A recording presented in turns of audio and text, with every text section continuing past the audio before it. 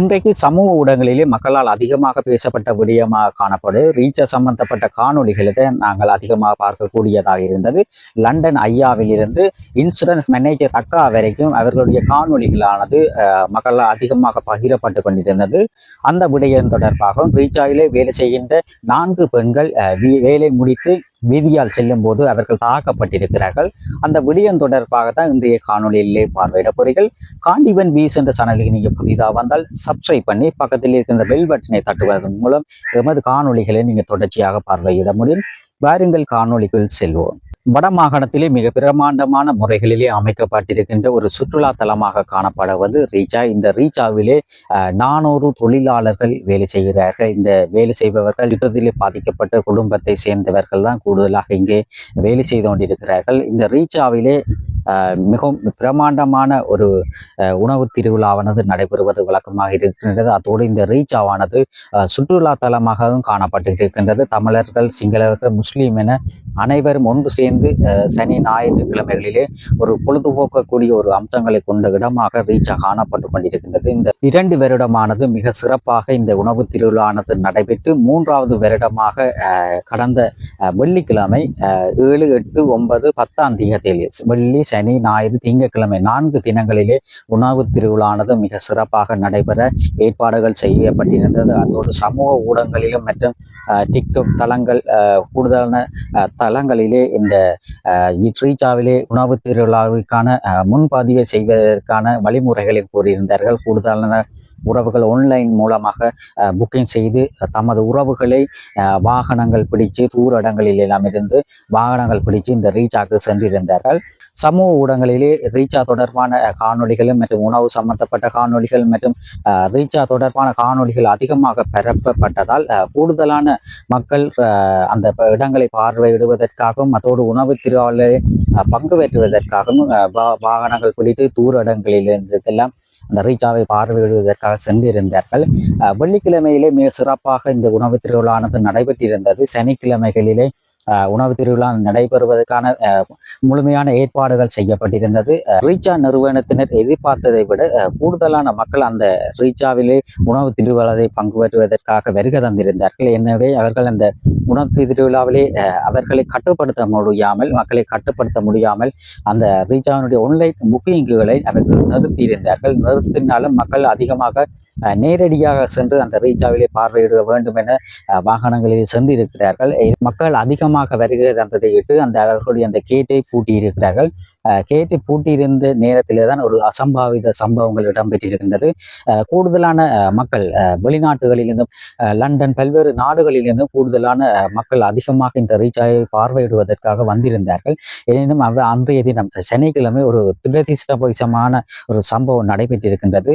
வெள்ளிக்கிழமை மக்கள் எதிர்பார்த்ததை போன்று நடைபெறாமல் சனிக்கிழமை அதிக அளவிலான மக்கள் வருகை தந்ததை விட்டு அங்கு ஒரு குழப்பமான சூழ்நிலை ஏற்பட்டிருந்தது. மக்களுக்கான உணவுகள் போதிய அளவு கிடைக்கவில்லை எனவும் கூடுதலான கவனிப்புகள் கவனிக்காமல் விட்டதாகவும் ஒரு மக்கள் குற்றச்சாட்டி இருக்கிறார்கள். அந்த காணொலிகளை நீங்க தற்போது பார்வையிடுங்கள்.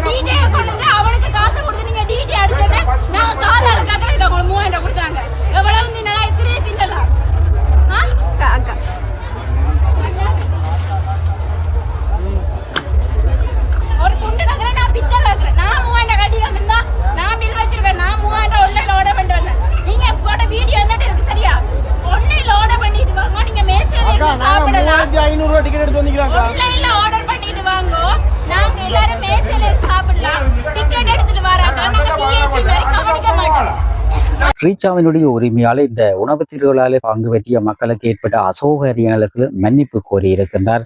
இவ்வாறான சம்பவங்கள் எதிர்வரும் காலங்களில் நடைபெறாமல் காத்துக் கொள்வதுடன் அத்தோடு மக்களுக்கான அந்த உணவு திருவிழாவில் பங்கு பெற்றி உணவுகளை உட்கொள்ளாமல் சிரமங்களுக்கு உள்ளான மக்களுக்கான அந்த அவர்கள் கொடுத்த பணத்தினை மீள அளிப்பதாகவும் அவர்களுடைய வங்கி இலக்கத்தை பதிவிடுமாறும் அவர்களுடைய பேங்குக்கு அந்த காசுகளை திருப்பி அனுப்புவதாகவும் ரீச்சாவினுடைய உரிமையாளர் கூறியிருக்கின்றார். 4 நாட்கள் நடைபெற இருந்த இந்த ரீச்சாவினுடைய உணவு திருவிழாவானது 2 நாட்களிலே அது முடிவிற்கு வந்திருக்கின்றது.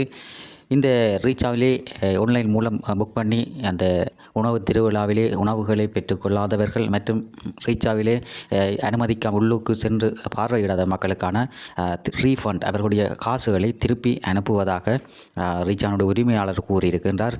அவர் தூர இருந்து வருகின்ற மக்கள் மிகுந்த அவர்கள் கஷ்டப்பட்டு வந்திருக்கிறார்கள். அவர்களிடம் ஒரு மன்னிப்பு கோரியிருக்கின்றார். அந்த மன்னிப்பு கோரியுள்ளதுடன் அவர்களுக்கான அந்த காசுகளையும் திருப்பி கொடுப்பதாகவும் கூறியிருக்கின்றார்.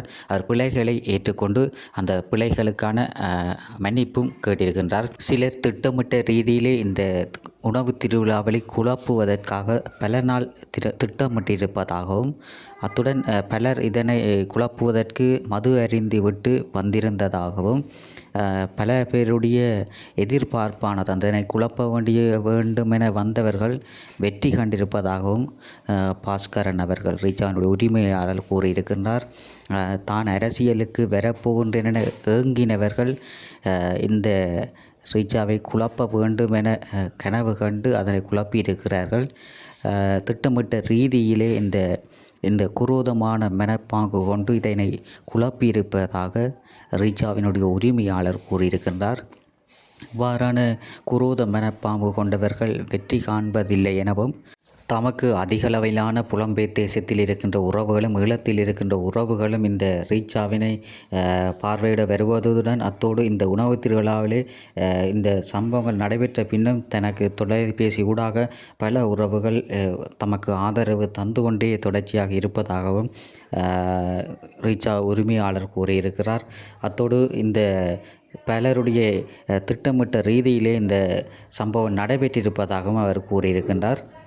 ரீச்சாவிலே இவ்வாறு குழப்பங்கள் நடைபெற்ற பின்னர் ரீச்சாவிலே வேலை செய்கின்ற பெண்கள் 4 பேர் வேலைகளை முடித்துவிட்டு செல்லும் போது அவர்களை வீதியிலே மறைத்து அவர்களுக்கு அடித்ததாகவும் அத்தோடு ரீச்சாவிலே வேலை செய்கின்றவர்களுக்கு ஹெல்மெட்டாலும் அடித்துள்ளார்கள் என ரீச்சாவினுடைய உரிமையாளர் கூறியிருக்கின்றார். அத்தோடு இந்த ரீச்சாவிலே துப்புரவு பணியிலே ஈடுபட்டு கொண்டிருந்த அம்மாவிற்கு அவர்கள் குப்பைகளால் கொட்டியும் அந்த அம்மாவை அசிங்கப்படுத்தியிருக்கிறார்கள் எனவும் ரீச்சாவினுடைய உரிமையாளர் மன வேதனைகளுடன் கூறியிருக்கின்றார்.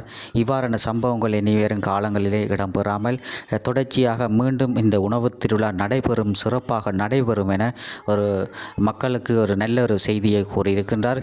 எதிர்வரும் காலங்களிலே இவ்வாறான அவர்கள் தவறுகளை ஒத்துக்கொண்டு தமக்கு இந்த பிழைகள் நடைபெற்றால் அதனை திருத்தி மிக சிறப்பாக எதிர்வரும் காலங்களிலே இந்த ரீச்சாவினுடைய உணவு திருவிழா தொடர்ச்சியாக இடம்பெறும் என்பதனை அவர் கூறியிருக்கின்றார். அந்த காணொளிகளை தான் நீங்கள் தற்போது பார்த்திருப்பீர்கள். மீண்டும் ஒரு காணொளியில் சந்திப்போம். நன்றி, வணக்கம்.